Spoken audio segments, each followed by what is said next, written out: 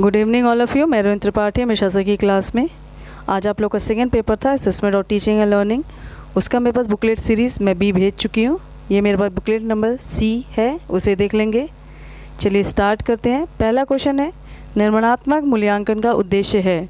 इसका आंसर है सी, छात्रों की प्रगति का पता लगाना। क्वेश्चन नंबर 2 है आपका, मूल्यांकन डैश की प्रक्रिया है। इसका आंसर है सी, गुणात्मक और परिमाणात्मक दोनों। क्वेश्चन नंबर 3 है, बुद्धि लब्धि के परिकलन का सूत्र है। इसका आंसर है बी, MA/CA/100।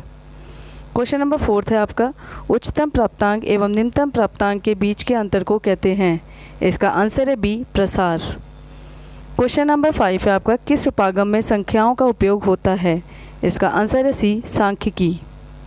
क्वेश्चन नंबर 6 है, समंक 3, 7, 8, 9, 9, 10, 17 के लिए मध्यमान, मध्यांक और बहुलांक है।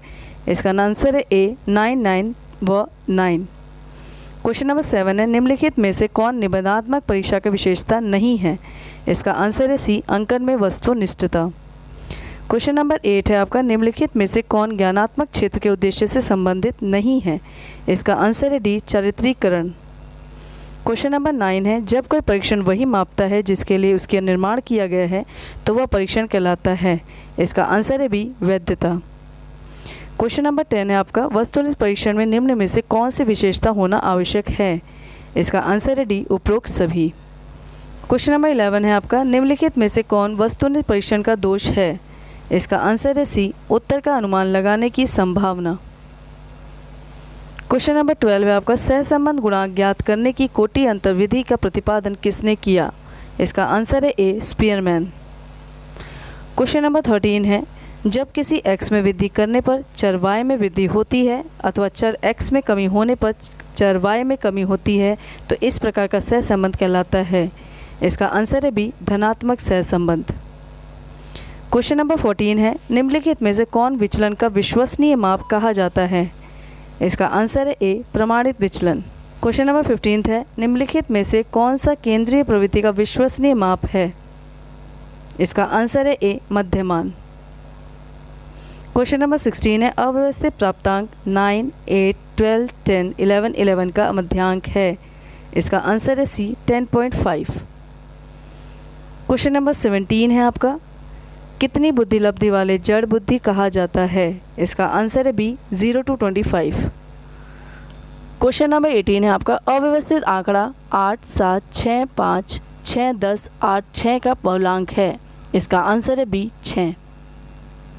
क्वेश्चन नंबर 19 है आपका, निम्न में से विचलनशीलता के माप के रूप में कौन सा सही नहीं है। इसका आंसर है डी, नमूना चयन त्रुटि। क्वेश्चन नंबर 20 है आपका, बुद्धि लब्धि अवधारणा के प्रथम प्रतिपादक कौन है। इसका आंसर है D, William stern. Question number 21 है, एक उपलब्धि परीक्षण के आधार पर एक अध्यापक राम, श्याम और ध्यान को क्रमशः प्रथम, द्वितीय, तृतीय स्थान देता वह उदाहरण है। इसका आंसर है बी, क्रम सूचक माप। क्वेश्चन नंबर 22 है आपका, निम्नलिखित में से कौन सा पद विश्लेषण से संबंधित नहीं है। इसका आंसर है सी, विश्वसनीय गुणांक। क्वेश्चन नंबर 23 है आपका, निम्नलिखित में से कौन सा तरीका किसी प्रघटना विशेष में किसी की रुचि का मूल्यांकन करने के लिए अत्यधिक समुचित है। इसका आंसर है डी, सूची। क्वेश्चन नंबर 24 है, प्रसरण का सर्वाधिक स्थायी माप है। इसका आंसर है सी, मानक विचलन। क्वेश्चन नंबर 25 है, टेस्ट रिटेस्ट निर्धारण की विधि है। इसका आंसर है बी, विश्वसनीयता। क्वेश्चन नंबर 26 है, निम्नलिखित में से कौन स्थान अक्षित औसत है। इसका आंसर है बी, मध्यिका। क्वेश्चन नंबर 27 है, दो चरों के बीच सहसंबंध के गुणांक का परिसर है। इसका आंसर है बी, +1 से -1। क्वेश्चन नंबर 28 है, रोशा का प्रेक्षी परीक्षण किसके मापन हेतु अभिकल्पित है। इसका आंसर है डी, उपयुक्त सभी। क्वेश्चन नंबर 29 है, रचनात्मक मूल्यांकन का मुख्य सोपान है। इसका आंसर है बी, सतत मूल्यांकन करना। क्वेश्चन नंबर 30 है, निम्नलिखित में से कौन एक अच्छे परीक्षण की विशेषताओं से भिन्न है। इसका आंसर है डी, अभिक्षमता। क्वेश्चन नंबर 31 है, मध्यमान किसे कहते हैं।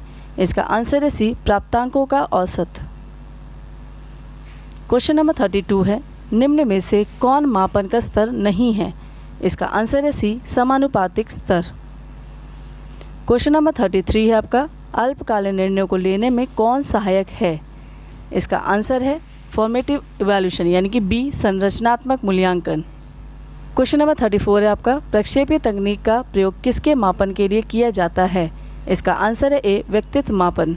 क्वेश्चन नंबर 35 है आपका, केंद्रवर्ती मान कितने प्रकार की होती है? इसका आंसर है ए 3। क्वेश्चन नंबर 36 है, प्रासंगिक अंतर्बोध परीक्षण के प्रतिपादक कौन थे? इसका आंसर है ए मार्गन एवं मूरे।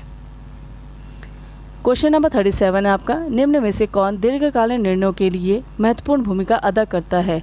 इसका आंसर है समेटिव इवैल्यूएशन यानी कि ए। क्वेश्चन नंबर 38 है आपका, विद्यार्थी को उनके लिए लिंग भेद के आधार पर 2 वर्गों में बांटना किस प्रकार का मापन है? इसका आंसर है ए नामित मापन। इस क्वेश्चन को सीरीज बी में आप देख लेंगे, इसे मैंने बी बोल दिया था, उसका आंसर ए होगा नामित मापन। क्वेश्चन नंबर 39 है, भार कौन सा चर है? इसका आंसर है ए सतत चर। क्वेश्चन नंबर 40 आपका, मापन के कितने स्तर होते हैं? इसका आंसर है ए 4।